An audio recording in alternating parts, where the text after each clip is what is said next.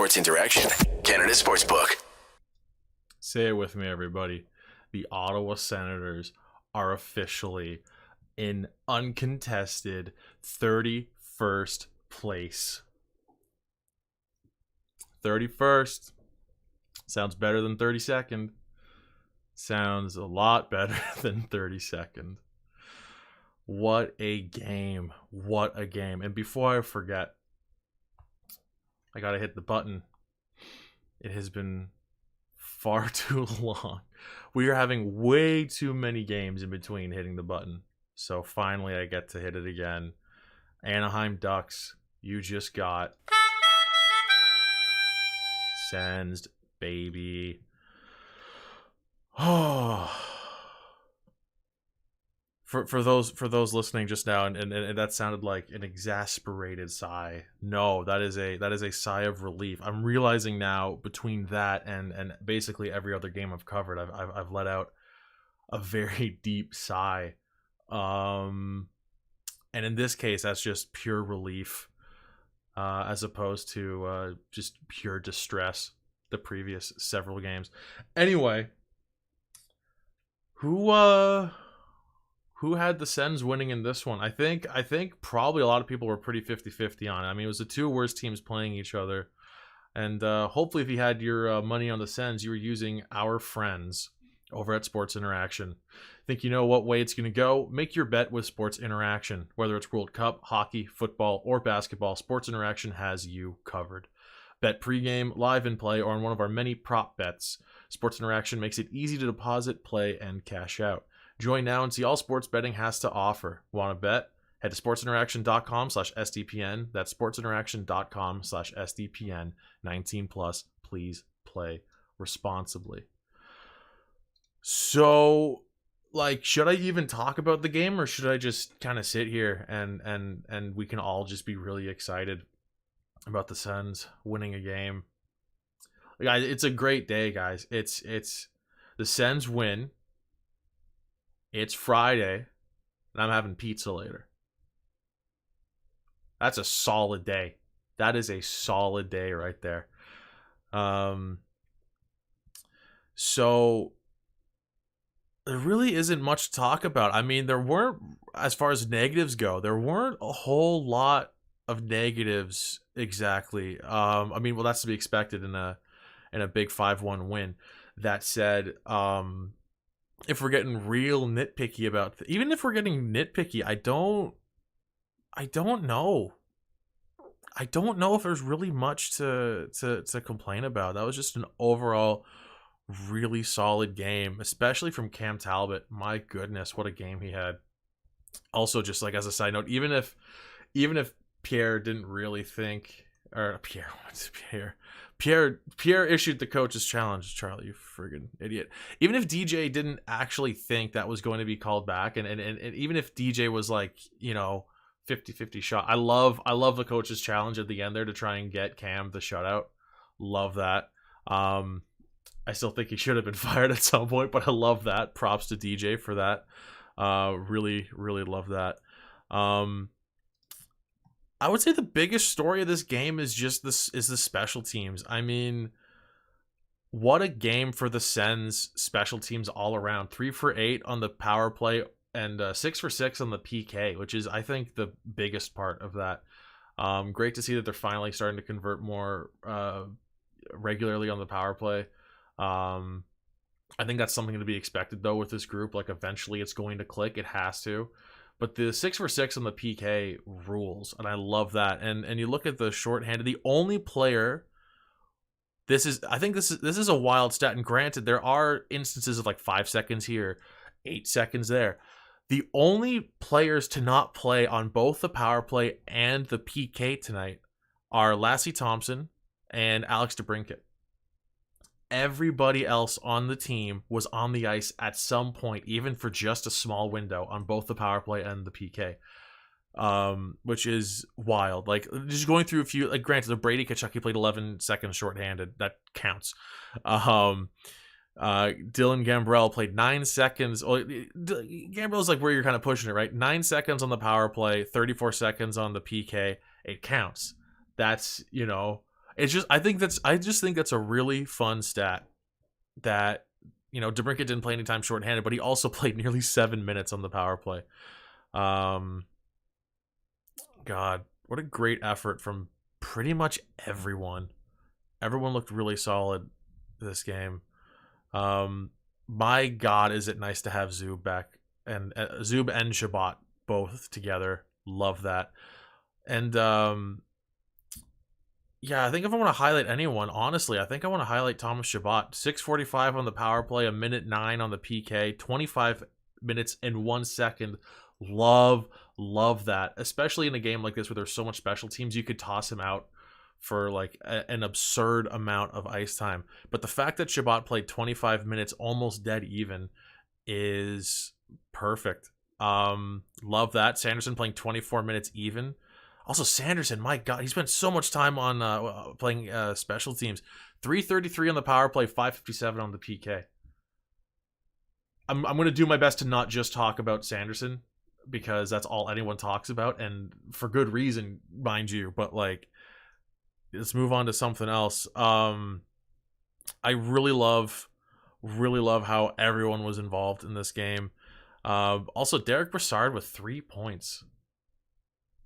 Anyway, I want to talk more about Shabbat quickly. I think Shabbat had probably his best game of the season, I would say. Maybe I'm forgetting about like a really, solid game he had, maybe somewhere in that 4-game win streak earlier in the season, which is incredible that this team won 4 games in a row at one point. That doesn't feel real. Thomas Shabbat just had a great game. He just looked so confident, which is something that's been missing from his game. He for a long time, and I've mentioned this several times, I'm sure Maud's talked about it quite a bit on her shows, that he just looked very off, lacked the confidence. He either, fired the puck off at the net or tried to pass it way, way, way too quickly, or held on to it way too long. It just, the timing wasn't there. He looked great this afternoon. I almost said tonight because the Sens just played and it's pitch black. Gonna have to get used to that for any other afternoon games. But yeah, I think Shabbat looked great. God, I just, I don't want to turn. Here's the deal. The Sens are in 31st place. I believe the only other team with 15 points is Columbus, but Columbus only has 19 games to the Sens 20, so tiebreaker there. Columbus is ahead. So the Sens are in 31st place, and I don't necessarily want to spend this whole show gushing about the team. I don't want this whole show to be like, oh my God, the Sens look great, everything's fixed. It's not. Did the Sens look great? Yeah. Was it against the worst team in the league now? Yeah. So I don't want this to be an all positive episode, or it can be a positive episode. I just don't want to come across like suddenly after one game everything is fine. So I'm going to do my best to not do that too much. I had a great time watching this game though. It was a desperately needed, enjoyable Sens game. A shame that they, couldn't have, moved maybe a stinker to this game for me, so that way when Maud's staying up for the late games, like there's something decent to talk about. Unfortunately, I lucked out covering the 3 p.m. game, and it's also a win, so sorry about that, Maud.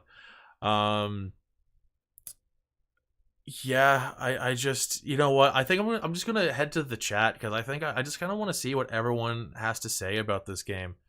I think it's gonna be positive across the board, but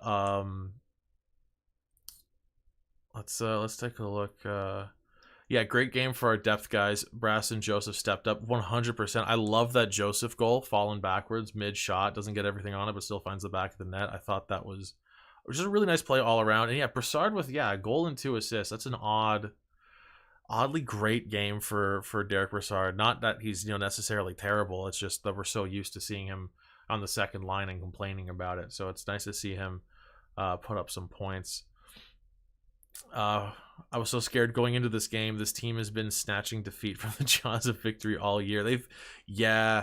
I don't know if I'd say they've been on the same level as, say, like Vancouver in that scenario, as far as, blowing leads, just because the Sens don't tend to get the lead that often. It's usually the Sens look amazing for the first 5 minutes. Then the first chance the other team has going the other way, they put one in, and just turns into like this dejected, like, oh, fuck, here we go again kind of situation for the Sens. So I will say that I think the greatest, the number one team right now, although I think they've won 2 in a row, 3. I don't know. I need to be paying more attention to the rest of the league at most times. But yeah, the Canucks are definitely the champions of blowing leads and losing when they should win. But the Sens are a close second in just that, they look good and then they just put nothing in the net. 4 more wins and we are above 500. How about that? Got to think about that for a second. That's yeah, that'd be nice. Let's see. Of course, I get the 10:30 p.m. loss on Wednesday, and they get a 5-1 win when I missed the game. That's the thing. I also feel bad that I didn't book a guest for today. Just, partially because I thought, okay, the Sens are going to get killed just because that's naturally what's going to happen. I just, you assume the worst.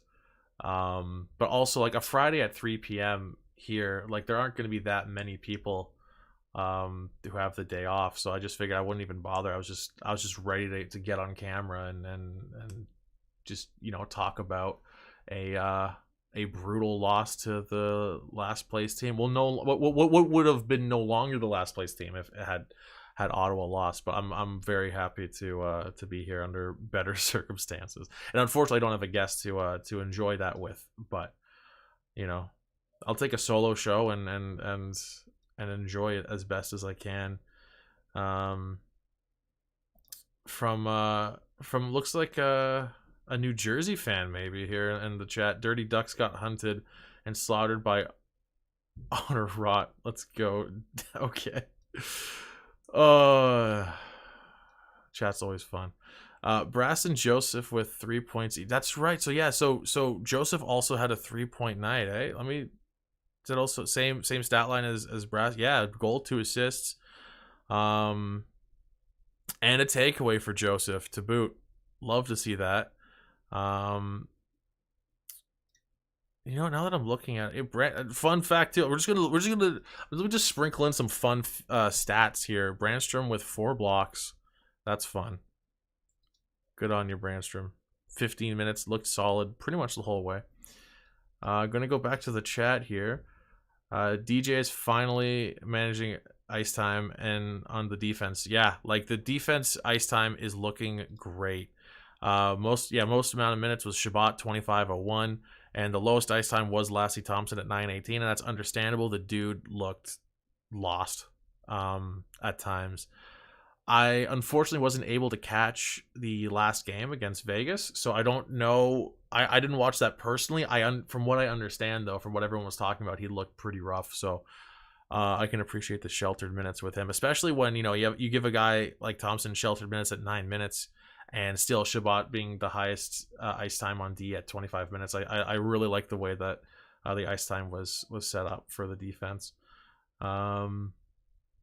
Hopefully we turn into the Devils and go nuts. That would be something, though. I like say following this brutal run of I don't even know what at worst if I guess 7 straight losses, but then even then.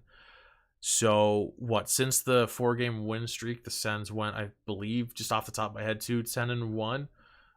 So now with this one, 3-10-1, which still is really depressing. But yeah, imagine following that just awful run the Sens managed to put together, like a 6-7 win streak. That would be something else. And I believe it's it's not. It's never out of the question. It doesn't matter who. The Ducks could do it, but the next games are up against the Kings, back-to-back games against the Rangers. Then you play the Sharks and the Kings again. So the next 6, that's 5 games I can count, and then it's Dallas. That might be rough, But the next 5 games, anyway, Kings, Rangers, Sharks, Kings. I mean, the Rangers on paper should be monsters. They've had like a rougher start to the season than they should, but those are all winnable games. Say the Sens, including this game against the Ducks. So say like that batch of 6 games, the Ducks, then followed by the following 5. If they go 4-2, I think we're thrilled. Probably shouldn't be that thrilled because 4-2 is probably what you'd expect to get against those teams if you're a solid enough team. But we're gonna take what we can get and just enjoy it. As far as everything else goes, though, and yeah, let's see. I mean, just for fun, I want to look at how Giroux do in the face-offs. 71%. Oh, Claude Giroux, you are a face-off wizard, dude. Yeah, 71% for Giroux in the face-offs. That's ridiculous. Wild. Not a very weird to say, actually, now that I'm noticing. Sorry, this is kind of all over the place. Not a very physical game. Hits were 15-11 for the Ducks. And like there was a couple rough bits and pieces. Obviously, I mean, that altercation towards the beginning of the game between Benoit and Stützle, where Stützle kind of takes a swing at him. That looked a little dangerous. Just the way Stützle's hand came up. I mean, it was the hand with his stick, and like I'm sure at some point you kind of have to give Stützle some benefit of the doubt. Like he probably knew where his stick was, but that's just such a stupid, reckless, dangerous play. When if you're gonna take a swing at a guy's face with your glove on, just like give him a swing. Don't. So he's got the stick in his hand and he comes at him like that. Like, the back part of his hand hits him in the face. If the tip of his stick, if the butt end of his stick is sticking out even an inch, you swing hard enough, you hit him in the cheek, like you're gonna shatter a fucking bone in there. Like that was such a dangerous play, and I think he should probably be fined for that. Like, purely, like, I don't know if he will. I mean, the Department of Player Safety is so it's impossible to know what they're thinking. They're not consistent whatsoever. They're so inconsistent. I mean, I think he should probably be fined on that. Just purely, I mean, like, was there an injury on the play? No, but like, just out of pure recklessness, I think that's it had the it had everything, it had all the pieces to be a very dangerous play. And I think you got to make sure that that it doesn't happen. And then I guess other than that, you got Strome hitting Sanderson from behind. That was a rough play. And then Brady Strome's face. Oh my god! If anyone hasn't seen it yet, when after Strome hits Sanderson and he sees Brady Tkachuk skating over, the look on his face is priceless. He kind of goes like, "Oh fuck, okay, well now I gotta fight Brady Tkachuk," and then it was very funny. But yeah, other than those 2 plays, I don't really think much physical play kind of stands out in this game, and that's obviously highlighted by the 15-11 hits between these teams. So yeah, just a lot of skating, and a lot of skating, not a whole lot of hitting, and a lot of special teams time. I mean, like I can't remember. I can't do the math off the top of my head just because there is some time 4-on-4, obviously, but just the fact that a total of 14 penalties, that's a lot of time, not 5-on-5. We've seen that a couple times with the Sens this season.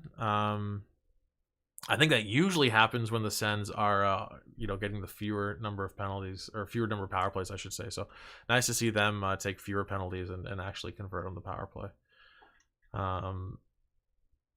Other than that, I don't really know what there is to talk about other than just good job all around, guys. Please, for the love of God, don't fall back into losing a bunch here, because I don't think Mod or I can take it. Hey, remember like 10 minutes ago when I was like, I don't want to get too positive about this game, even though I think it was a really, really a solid game.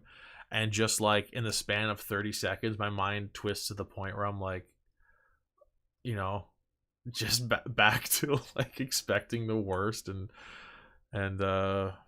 just kind of ruining it for myself. Anyway, we're gonna keep it slightly positive here at the very least. My God, there's not a whole lot to dissect other than that. Just 5-1 game. Like I said before, just a whole bunch of goals, which was nice to see for the Sens as a change. I'm just kind of like looking for anything interesting. Okay, so here's something weird that I did not pick up on at all. It says here Cam Talbot faced more shots while the Sens were on the power play than shorthanded. It says here that Cam Talbot was 8 for 8 on the power play and 5 for 5 shorthanded. Unless that's flipped and I'm misunderstanding. But it does kind of sound like the Sens gave up more shots on the power play than shorthanded, which is very strange. And we went 18 for 19 even strength, so that's really solid.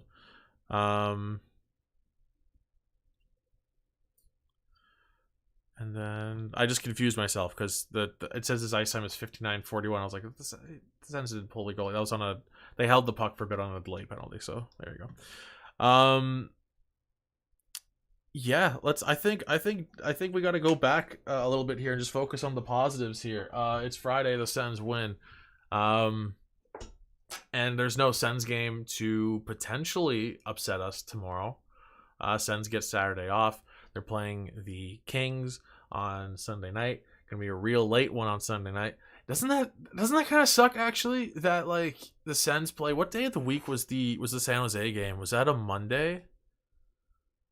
Yeah, Monday night. So like, so the Sens have late West Coast games. Monday 10:30, Wednesday 10, Sunday 10:30, all weeknights, and the Friday they play 3 p.m. That's brutal. And I understand that like, that's because it's 7 o'clock Pacific, whatever. Just kind of a bummer how that works out. Unfortunately, like, give us the late game Friday or Saturday, that's fine, but kind of a bummer. Yeah,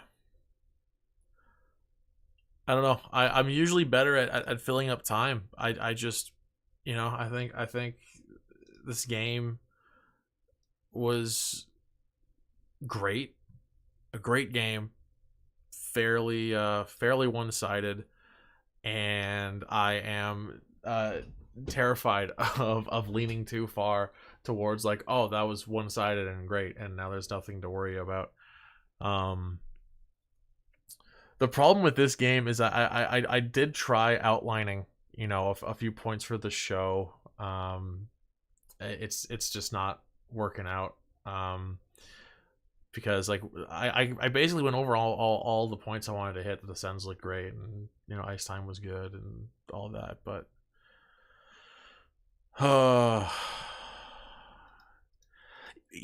what's weird? What's weird is that I actually have a better. I don't have a better time. Hell no, I don't have a better time. I have an easier time doing shows where the Sens lose, because when they lose, you think, okay, well, who should they call up? Who should they get rid of? Who should they waive? And Zaitsev and JBD and everyone. There was a lot. We spent a lot of time talking about that following losses, and now that there's a win, you think, okay, you can keep the roster the same. That works. I think Thompson's looked rough his fairly rough, at least this game. Definitely rough against Vegas from what I can tell. I think you maybe want to try putting Holden in for Thompson and see if that improves anything. I still think you got to be scratching Watson or Parker Kelly over Kastelik. Personally, if you want to put Gambrell in, I'd take one of those guys out. Like, that's just like really nitpicky stuff, right? Like, that's just kind of, that's the kind of stuff you normally would more focus on following a loss and following a win. It just feels kind of silly to be like, they crushed this team, granted the worst team in the league, but they crushed this team 5-1. Anyway, here's what the changes I would make in the lineup. Like, it's tougher to be it's tougher to be passionate about wanting to edit the lineup following a win than it is following a loss. When you're following up a loss, you can go, okay, well, here's something that you can do to change it. Following a win, you're just kind of like, the team looked really good, and unfortunately the storyline around the team itself is, like, not much has happened since their last win, I guess. We now know that Will Ferrell knows about the Sens. That's kind of fun, right?